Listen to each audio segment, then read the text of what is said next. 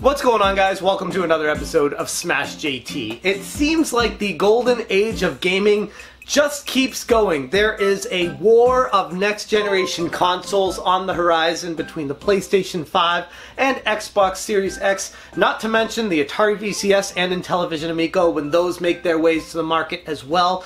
There's going to be a slew of console options for gamers everywhere. But latest rumors are suggesting that Apple, of all people, well, hold on a second, may finally be attempting to take a bite out of the gigantic growing industry that is video games.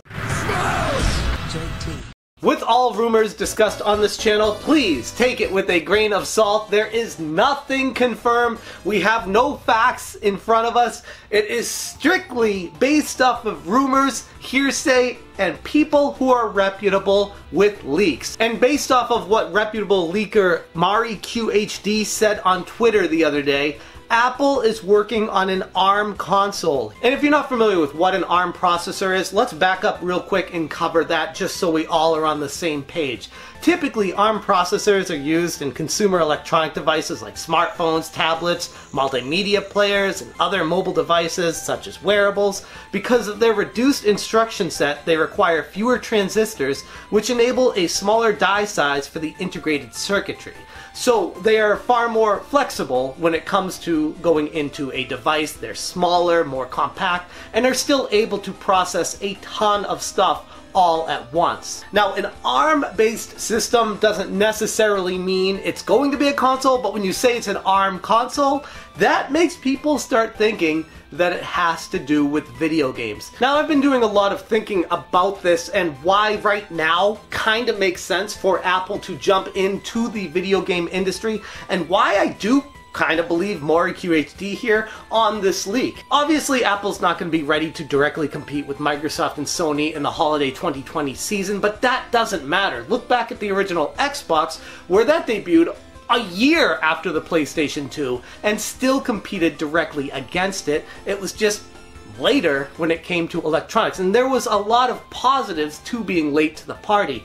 Being able to know what games were successful, the direction the industry is going, what works on a console and what doesn't, what consumers actually want a part of their console, things like that. Microsoft was able to integrate into their original Xbox based off of the market research from what Sony was doing with the PlayStation 2. So that's what I'm looking at with Apple right now. If they were to jump into the console races, it would at the soonest be 2021 holiday, and it would be a direct competitor in this generation against PlayStation 5 and Microsoft Series X. But also, in a weird way, a direct competitor with Nintendo Switch, because I've been looking at this situation from a lot of different perspectives on if Apple were to join this arms race, what would they bring to the party that would separate them from the competition? And that is being able to play these full-fledged AAA titles on the go. And we see Nintendo doing that with the Nintendo Switch, and that is the selling point. Take it or leave it. I know a lot of people might argue with me, but the reason why people want games on the Switch is because of the flexibility. That's been proven time and time again, and even me, I find myself buying Nintendo Switch games because I want the flexibility of playing it wherever I want, whenever I want, as opposed to having to plop myself down in a specific location in my house to make sure I'm able to play a game. And I'm willing to sacrifice graphics for that flexibility. Where I'm looking at Apple, and if they're able to create a machine that competes with Xbox and PlayStation 5 graphically, but yet has the technology to make this stuff mobile and be able to play it on iPads and iPhones and have devices that attach to them, which they already do, by the way. I was at the Apple store last year and saw devices that look basically like a Nintendo Switch with my son, and was like, okay, they already have these controllers that attach to the sides of these iPads and iPhones, so it's already there. They just need the technology to make people want to buy into this family of gaming consoles. Now, I want to make sure, like I said, this is a rumor. There's nothing guaranteed of it happening. It just really got my brain turning when I saw this tweet, and I was thinking, yes, it's possible. It could be for a higher-end Apple TV or a different kind of consumer electronic device that has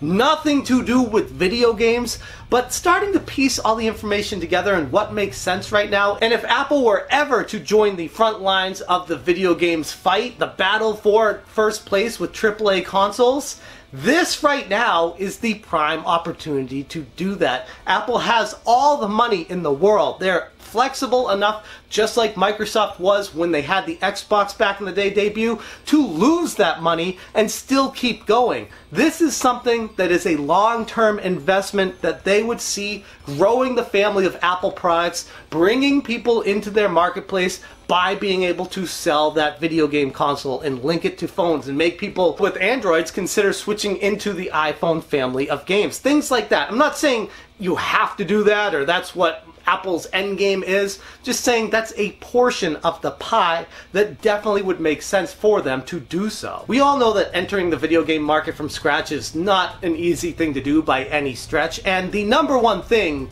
that people want out of a video game console is games. And something people forget, the original Halo was made by Bungie, which was a developer for Mac.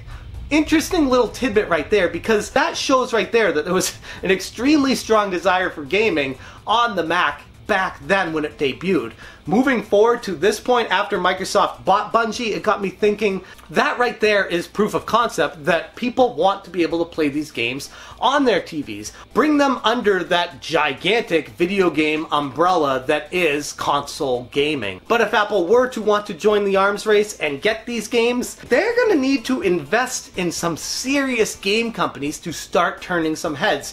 Just coming forward with a console isn't going to do it. There are some gigantic investments that are necessary in order to take that step into the industry. I'm looking at a company like Sammy, the company, the head of Sega, and Apple buying Sega. Like, could you imagine if Apple were to start a game company, a division of Apple, specifically for a console that was flexible enough to be able to play these games on phones and iPads with extra peripherals that you could attach them to, and have exclusive, huge AAA titles like a new Sonic game, like a new Yakuza game, an exclusive Phantasy Star game.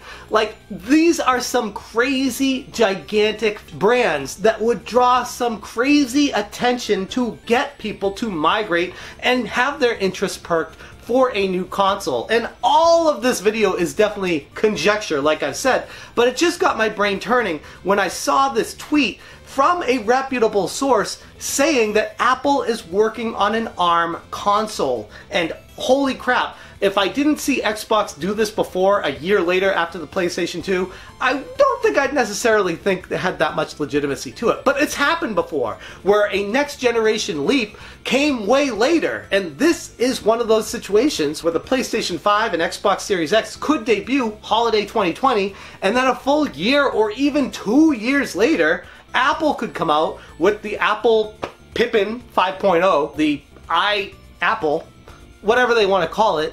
It comes out holiday 2021, holiday 2022, and it is in direct competition with the current generation, yet already has 2 more years of technology packed into it. That would be some heavy competition for what the current console generation has going for it. Like I said, there's no guarantees to it. You can see a company like Google with Stadia completely fall flat on its face with how they've handled that entire situation. So again, there's no guarantee of success no matter how much money you have. But if a company were to enter into the video game space, it would need to have a lot of money if they wanted to compete with the big guys. And out of the companies that are out there in technology, Apple is one of a select few that has the potential to do it, and this might just be the first step to that. Anyways, I'm going to leave the video right there. I know there's a lot of conjecture and rumors and speculation with this video, but that doesn't make it any less interesting as far as what you think about another console entering the battle of next generation console wars. Are you all for it? Do you think the more the merrier, competition's a good thing? Or are you kind of overwhelmed with the prices that could potentially be coming down the pipe for the Xbox One Series X and the PlayStation 5, and the idea of buying yet another console on top of that? Not to mention, if you have a Nintendo Switch already, how many consoles are enough before you say it's enough is enough? I just want one, and I want all my games on it. There are definitely 2 different schools of thoughts on this. Be very interested to hear where you stand on it. I'm going to leave the video right there. Thank you so much for watching, and as always, you stay smashing. Smash.